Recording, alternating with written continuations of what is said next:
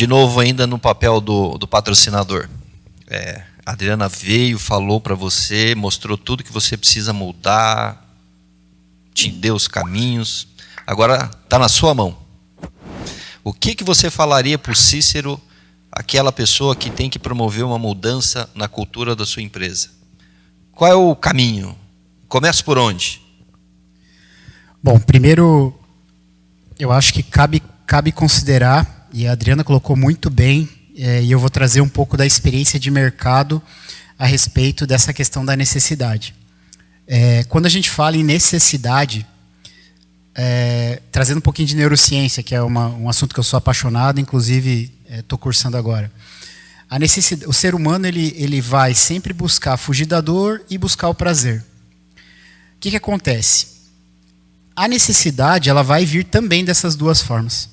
Então, se, por exemplo, vamos imaginar que o patrocinador é alguém que tem, digamos assim, um apreço grande por mais lucro, mais resultado, mais dividendo, para que você consiga convencê-lo da mudança, você vai ter que trazer para a mesa esses tipos de motivadores para que ele busque o prazer. Por outro lado, se ele é uma pessoa apegada a status, posição social e outras questões, você traz que a empresa dele, de repente, pode passar por dificuldades, pode, inclusive, ferir a imagem dele. Então, você sempre tem que trazer um ingrediente que faça ele se mexer, seja por prazer, seja para fugir da dor. Não tem outra alternativa. A não ser alguns loucos que trabalham com consultoria que fazem isso para sobreviver, que é o meu caso. A gente vive disso, né? Vive para cortar custo, vive para mudar a empresa. É isso que a gente é apaixonado. Mas eu canso de ver empresas que às vezes nos procuram numa determinada posição. Tem algumas muito conscientes que a gente já atendeu, inclusive aqui em Joinville, que não, eu estou fazendo aqui porque eu quero estar em outro patamar. Ele está buscando o prazer, né? Digamos assim, ele quer estar em outro patamar. Ele quer jogar a Champions League da série. Ele está jogando a Série A, ele quer jogar a Champions League. Agora, tem outros que a gente às vezes aborda ou que nos procuram e esperam 2, 3 anos. Quando a gente chega, já está endividado, já está com problema e tal. Isso eu estou falando de experiência de mercado. Então, vamos lá. Para promover a mudança, a gente tem que entender que existe um tripé que gera desempenho, tá, dentro de uma empresa. Qual é esse tripé?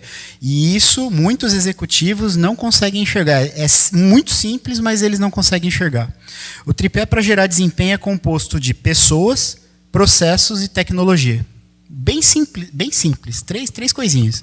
O que é comum se fazer? Eu quero alterar o desempenho, ou a minha realidade, ou quero mudar de patamar, ou quero cortar custo, não importa. A mudança que eu quero fazer. E ao invés de eu primeiro trabalhar com as pessoas, seja co-criando para achar uma alternativa, seja convencendo-as, persuadindo-as, influenciando-as, eu acabo partindo para tecnologia ou para processo. E aí eu começo a mexer no processo sem validar com as pessoas. Ou eu começo a colocar um sistema achando que ele vai resolver o meu problema. Não. Você tem que começar sempre por pessoas. Influenciando-as, convencendo-as de que elas têm que mudar, né, mostrando para elas o porquê das coisas. Ninguém é bobo. Você está trabalhando lá, você sabe que você tem um papel a cumprir. Mas tem que trazer essa verdade para que as pessoas tenham clareza, e essa é a palavra, clareza, do que está acontecendo. Olha, é o seguinte, nós precisamos mudar, porque se a gente não mudar, em 8 meses a gente quebra. Todos nós vamos perder nossos empregos. Pouquíssimas pessoas têm coragem de fazer isso, de falar isso. Ou, olha só, nós vamos jogar outro jogo. Nós não vamos jogar aqui, nós vamos jogar aqui. Só que para jogar aqui, nós temos que mudar isso aqui, isso aqui, isso aqui, isso aqui. Clareza. Isso vai impactar no teu comportamento, vai impactar nisso, vai impactar na tua entrega, vai impactar em como a gente se relaciona. Então, essa clareza, muito embora por vezes ela seja chocante, ela é como tem lá os estágios do luto, sabe? Vai demorar para as pessoas aceitarem, mas é muito mais franco da sua parte, até leal da tua parte, ser claro, dizendo, cara, a gente vai jogar outro jogo. Eu quero vocês comigo. Só que nós vamos ter que mudar. E olha, eu já cansei, tem alguns casos de reuniões de abertura, quando a gente vai em empresas que tem que fazer turnaround, que a empresa está quebrando e tem que virar a empresa, de na primeira reunião, 1 ou 2 pessoas pedirem para sair da empresa. Na reunião de abertura, no kickoff. Porque a gente chega lá, mostra a situação que o CEO nunca mostrou. Olha, pessoal, a situação é essa aqui. E as pessoas não tinham a mínima ideia do que estava acontecendo. Então, trazer essa clareza e trazer as pessoas para o teu lado é o primeiro passo, daí sim você avança com processo e tecnologia. Uma pergunta interessante aqui, vamos dividir a resposta. Quais os principais facilitadores e dificultadores de uma mudança de cultura?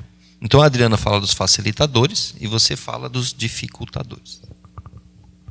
Bom, para que uma mudança aconteça, vamos pensar numa mudança consciente, né? Primeiro a gente tem que entender para onde a gente quer chegar, né? Então tudo começa com a estratégia. Aí a gente fala assim no âmbito da governança, né? Aonde que essa empresa quer chegar, né? Porque sem isso a gente vai atirando para tudo que é lado e não acerta em nada. Então começa por aí, pela definição do que se quer. A partir daí é preciso, eu adorei tua fala, Cícero, pessoas, né, puxando para sardinha para o nosso assado, assim, a gente precisa entender quem são os stakeholders que estão relacionados a essa mudança, para ninguém ficar de fora, para não perder ninguém, porque assim, ó, é um ingrediente para a gente ter sucesso, realmente entender, ok, a gente já sabe onde vai chegar, qual é o time que vai estar presente. A gente pode, dependendo do tipo de mudança que se queira fazer, dá para montar um comitê de mudança, enfim, né? Mas aí, a partir desse mapeamento dos stakeholders envolvidos nesse processo, aí a gente começa a traçar um plano de comunicação. Como é que eu vou me comunicar com cada um deles? Aí também, adorei tua fala, porque assim, às vezes é manter informado, às vezes é trazer para perto para ajudar a disseminar, porque aquele é um agente de mudança que vai advogar a favor daquela mudança. É importante trazer para perto, né? E aí a gente vê assim, em âmbito de governança, quais as ações, esse planejamento, né? Em âmbito de gestão, o branding, enfim, qual é o direcionamento da empresa, estratégico, da marca, né? Trazendo esses 3 pilares que o Cícero trouxe: pessoas, processos e tecnologia. Acho que esses são os facilitadores. O bom é o gostoso, né? O lado positivo, é a gente trazer para a técnica, para a gestão, com pessoas perto e planejamento. Esse, com certeza, são os facilitadores de um processo de mudança. E quem complica? Vamos lá. Você já respondeu. Quem? São as pessoas. Naturalmente, só que aí eu vou trazer alguns atores aqui, tá? Eu acho que é importante a gente destacar. O que a Adriana colocou, que é uma das coisas que eu entendo como mais importantes, é o plano de comunicação. Pode parecer muito simplista, né? Um plano de comunicação é só comunicar. A forma que você vai fazer a comunicação depende da tua cultura. Então, se você vai ser franco ao extremo, você vai falar tudo que deve, qual o formato que você vai usar, como que você vai se comunicar. Então, esse é um ponto que tem que estar claro. Agora, vamos lá, dificultadores. Tem um livro muito interessante que fala sobre cultura organizacional, e o nome é muito sugestivo, é Change the Culture, Change the Game, que é Mude a Cultura para Mudar o Jogo, e ele apresenta lá 4 passinhos que a gente tem que seguir para mudar uma cultura. Então, é como se fosse escalar uma montanha. Então, a gente começa com enxergar, que a gente vinha falando da consciência. Então, enxergar é o primeiro ponto. Se a gente não enxerga, é um complicador. Então, a gente tem que enxergar. Tem que saber onde a gente está pisando, com quais pessoas a gente está jogando, quem está dentro e quem está fora. Então, a gente tem que... Eu sempre faço uma analogia do tabuleiro do jogo, xadrez. Quem é cavalo, quem é bispo, quem é peão. Não no aspecto pejorativo, mas quem são os influenciadores? Porque eu tenho lideranças informais que geram muita influência sobre as outras pessoas. Então, eu tenho que saber todo o tabuleiro do jogo e enxergar a minha cultura. Beleza? Esse é um primeiro ponto. Segundo é assimilar.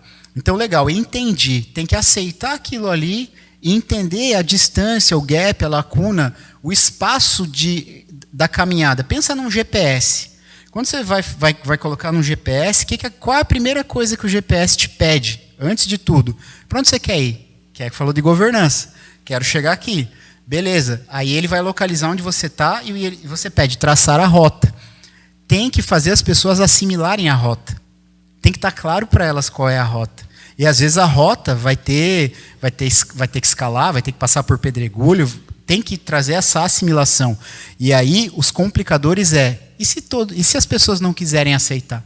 E se a gente tiver motim no meio do caminho? E se a gente tiver omissão de informações? E se a gente tiver boicote, porque acontece? Então a gente tem que estar claro, tem que ter uma assimilação, tem que ter essa concatenação entre vimos o que está acontecendo, mostramos, as pessoas entenderam e está introjectado para onde a gente tem que chegar. Depois a gente vem para a execução. Aí é que separa homens de meninos e meninas de mulheres, porque planejamento sempre é lindo, né? Eu sempre digo, cola um monte de post-it na parede, aquele negócio colorido, o pessoal pulando lá, final de semana, todo mundo lá no planejamento estratégico, e aí sai de lá com um monte de projeto para fazer. Às vezes um projeto do Arco da Velha não passa por crivo, e aí fica um monte de coisa lá, um penduricalho para fazer. Legal. E agora? Na hora do jogo mesmo. O que vai acontecer? Quem vai assumir o quê? Quem é responsável por cada etapa da mudança? É muito importante, a gente tem que começar a executar. E na execução sempre dá problema. A única certeza de um planejamento que você tem é que você vai errar. Sempre. Você não tem bola de cristal, a gente sempre erra. Ou para mais ou para menos. Então, a execução sempre traz um dificultador. E aí, sempre, falando em sistema de gestão, PDCA, você planejou, tem que girar. Executei certo, legal. Executei errado, correção de rota. E assim vai.